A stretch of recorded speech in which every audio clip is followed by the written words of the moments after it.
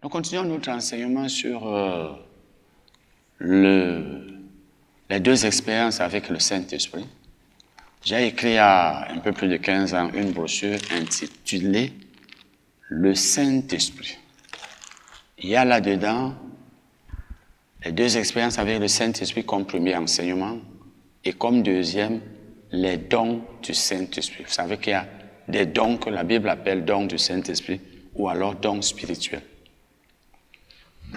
Nous allons donc commencer maintenant à voir, ou alors continuer de voir ce qu'on a commencé, la promesse d'envoi du Saint-Esprit. C'est toujours Jésus qui promet. Acte 1, versets 4 à 8. Jésus, avant d'aller au ciel, promet l'envoi du Saint-Esprit et par conséquent, le baptême dans le Saint-Esprit. Parce qu'il n'y avait jamais eu de baptême dans le Saint-Esprit dans l'Ancien Testament. Acte 4, acte 1, versets 4 à 8. Comme il se trouvait avec eux, il leur recommanda de ne pas s'éloigner de Jérusalem, mais d'attendre ce que le Père avait promis. Et tout à l'heure, on a vu que la Bible parlait de la promesse du Saint-Esprit. Ce que le Père avait promis, ce que je vous ai annoncé, leur dit-il. Car Jean a baptisé d'eau, mais vous, dans peu de jours, vous serez baptisés du Saint-Esprit. Je vais d'abord dire que la traduction n'est pas très correcte ici, parce que là, littéralement, Jésus a dit, vous serez baptisés dans le Saint-Esprit et non du Saint-Esprit. On n'est pas baptisé de quelque chose, mais on est baptisé dans quelque chose. Parce que le mot grec traduit par baptiser, c'est baptizo, qui signifie être immergé, être dans un liquide. Donc, on est plongé dans un liquide, on n'est pas plongé d'un liquide. Puisque baptiser, quelqu'un veut dire le plonger dans un liquide. Et là, j'en profite pour dire que le baptême, tout baptême qui ne consiste pas à mettre la personne entièrement dans l'eau, est un faux baptême, n'est même pas un baptême. Alors les apôtres réunis lui demandèrent, « Seigneur, est-ce en ce temps que tu rétabliras le royaume d'Israël ?»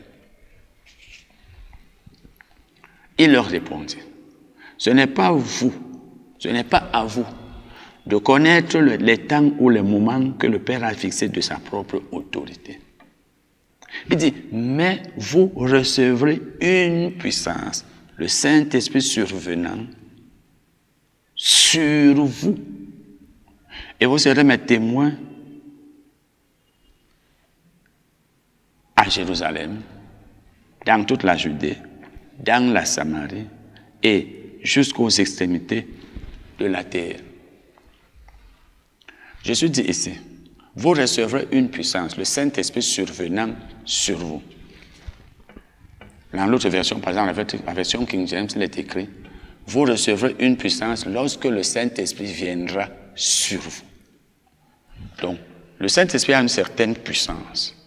Quand il vient avec cette puissance.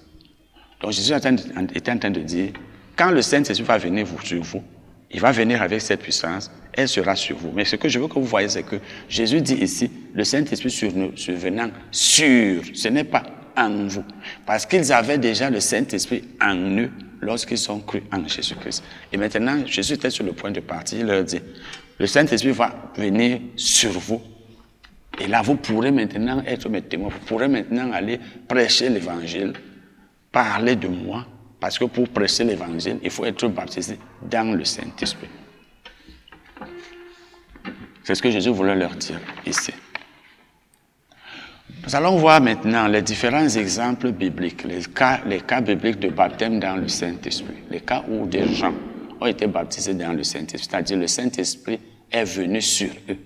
Ils étaient déjà nés de nouveau, ils avaient déjà le Saint-Esprit en eux, le Saint-Esprit est venu cette fois-ci sur eux.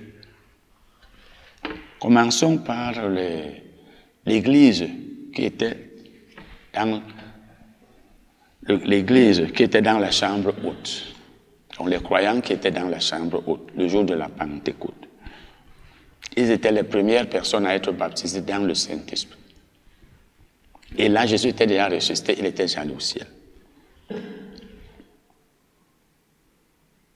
Acte 2, versets 1 à 4. Acte 2, versets 1 à 4. Le jour de la Pentecôte, ils étaient tous ensemble dans le même lieu.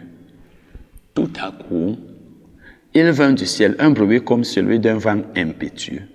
Et il remplit toute la maison où ils étaient assis.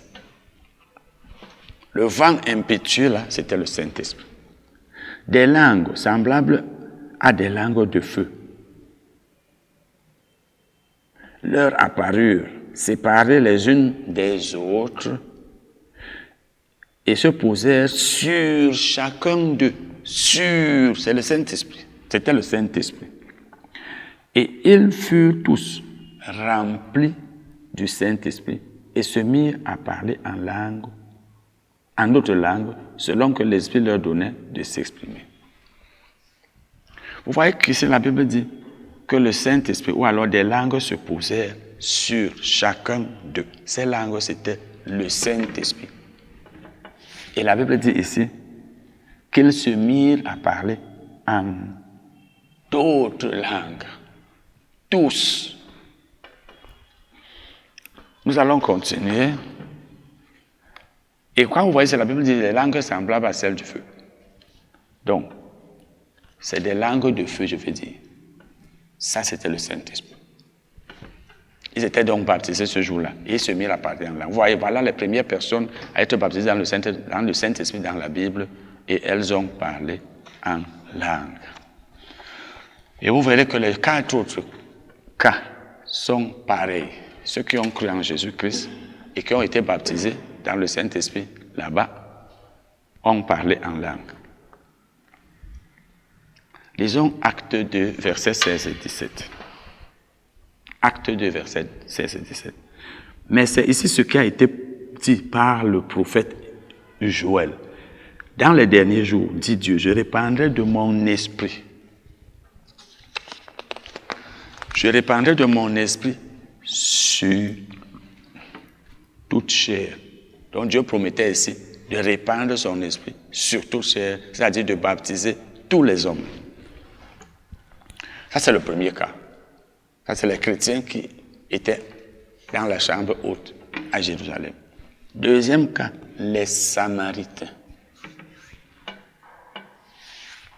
Deuxième cas, les Samaritains.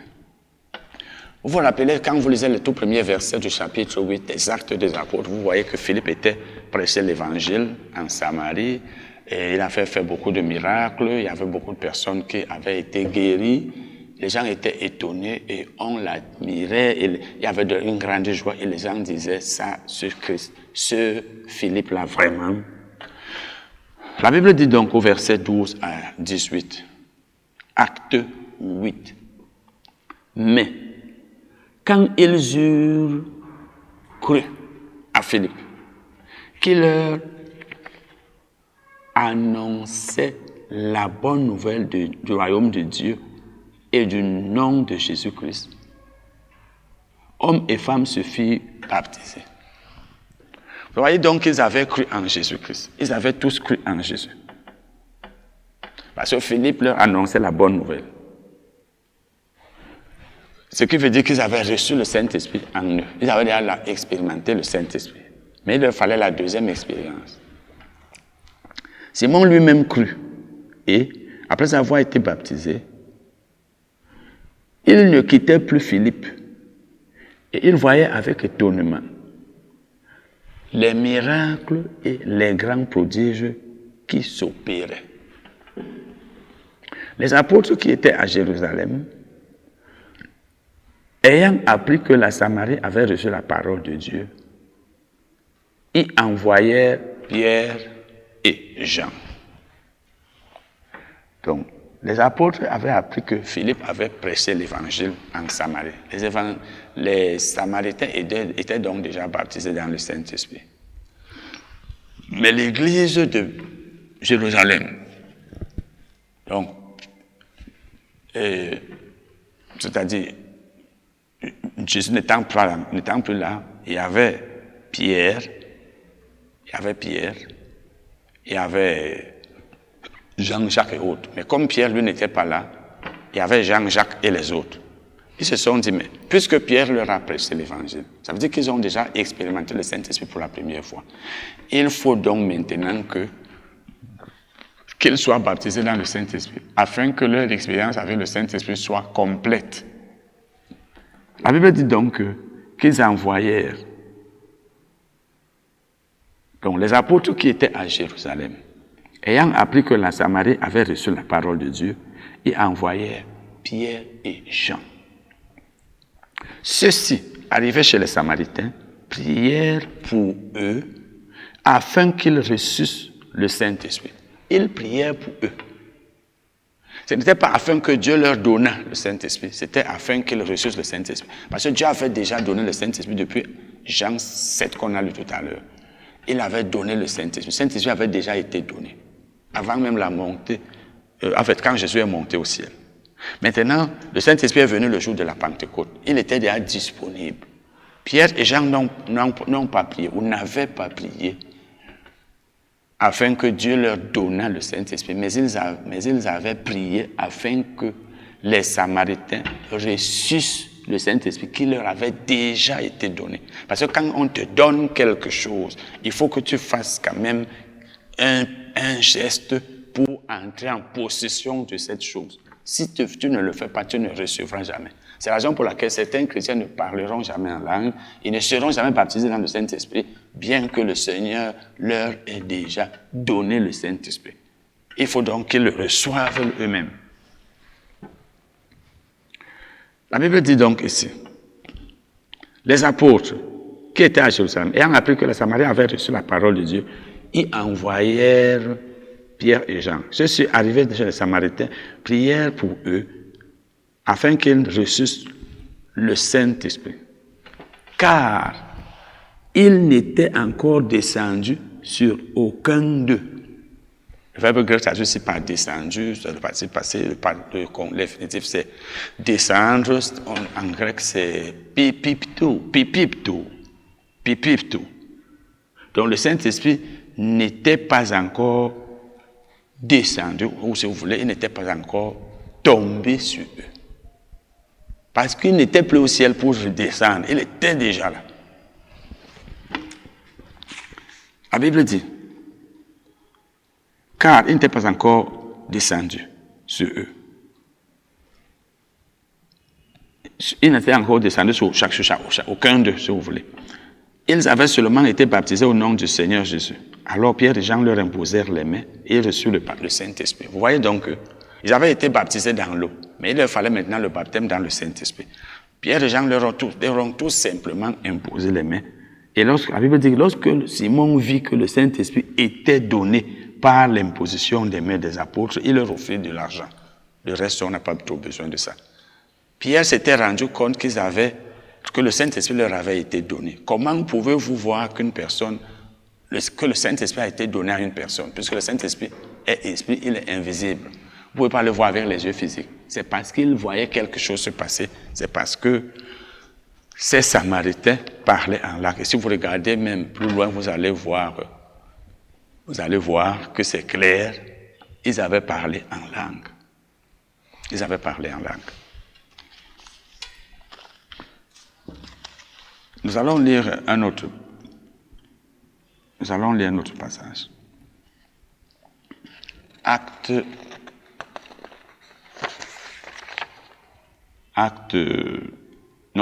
Laissons même ça, parce que nous avons déjà parlé de l'église de Jérusalem, qui a été baptisée dans le Saint-Esprit. C'était les premières personnes.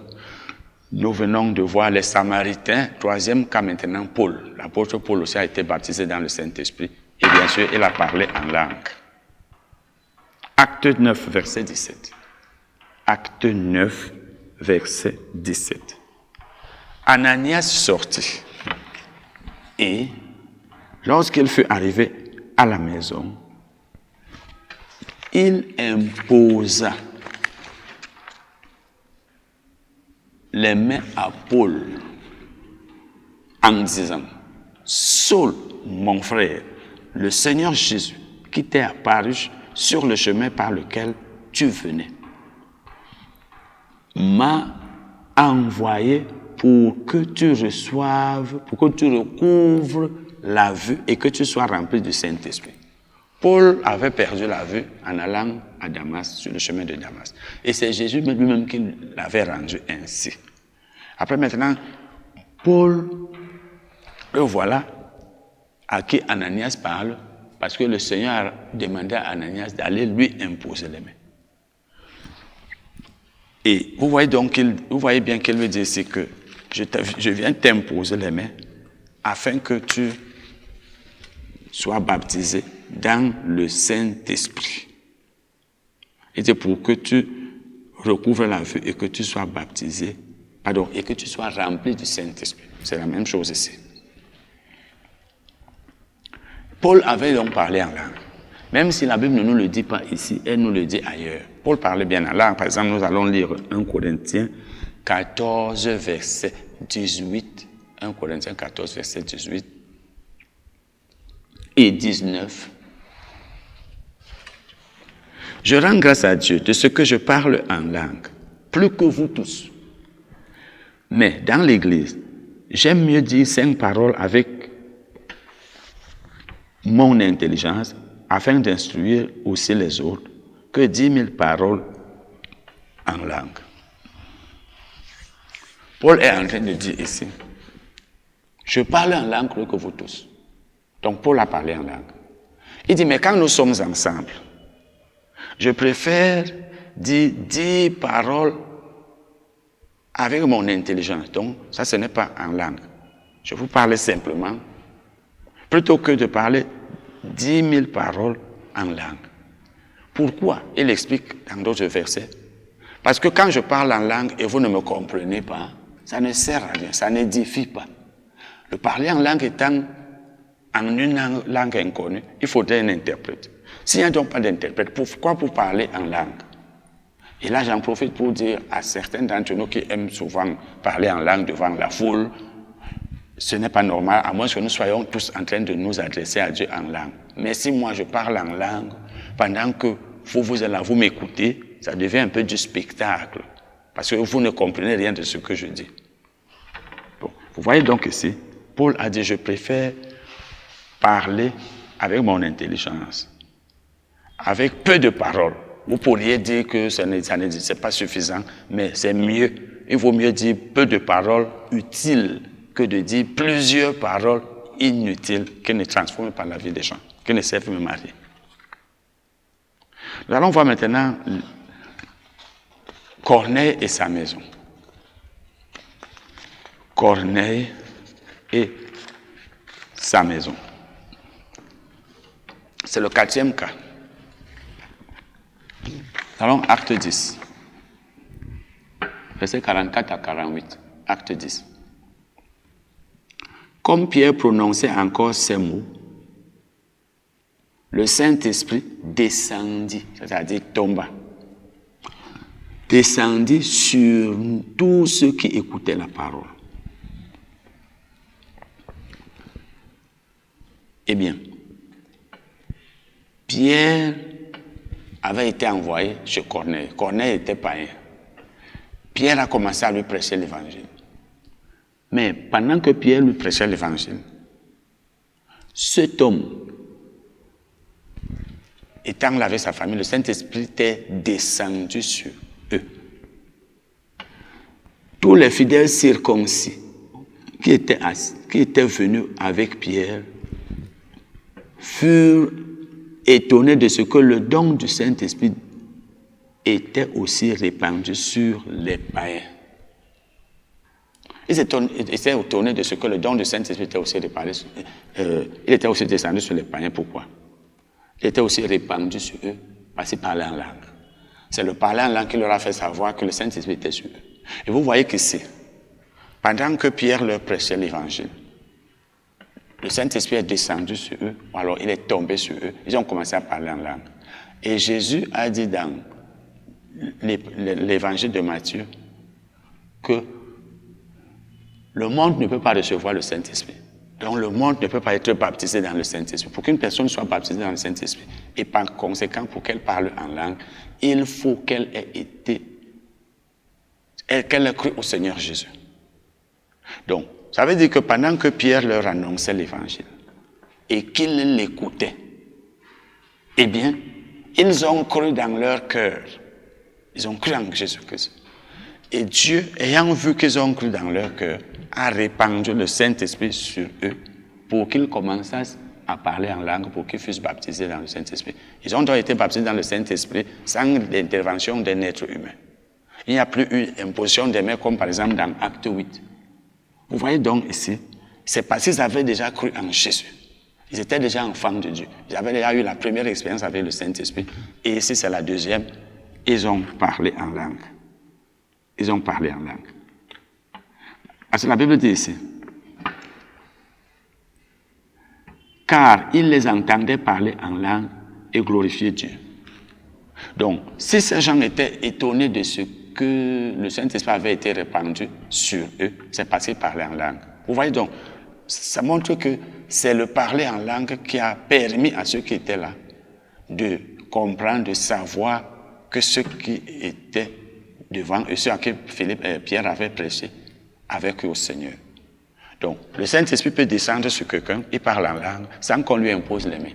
Mais il ne descendra, ou alors il ne tombera sur celui qui doit parler en langue que s'il est né de nouveau. Parce que le monde ne peut pas recevoir le Saint-Esprit, nous a dit Jésus.